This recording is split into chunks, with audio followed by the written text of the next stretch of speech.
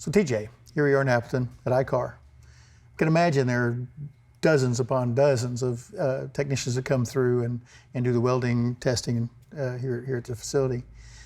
With you seeing as many people as you see come through doing that testing, are there any common corrections out that you could help our technicians with? What we try to do is make sure the technician has a consistent technique, meaning that they're holding the gun angle appropriately, they have the right electrode stick out, and if that is consistent, then we can work on adjusting the machine for the welder, meaning the technician.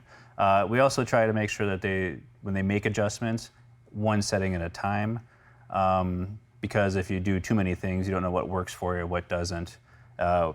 Once that is kind of set, a tip we might give them is to write down what's working for them.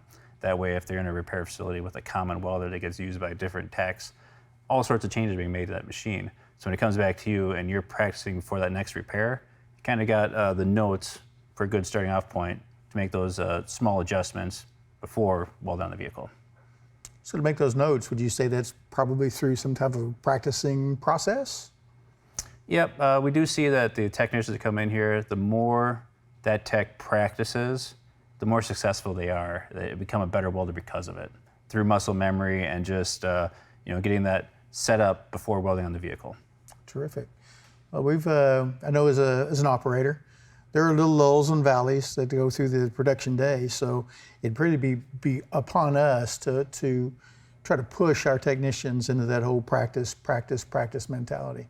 It never hurts to maybe be less worried about the time clock, take that step back, do a little practicing. I think it'll save them time in the long run. Oh, thank you so much, TJ. If you found today's tip helpful, please hit the thumbs up, subscribe to the channel, and share the video. Comment below for any future suggestions. These videos are made possible by SCRS. If you aren't currently a member, I encourage you to join. Visit scrs.com or use the link in the description below.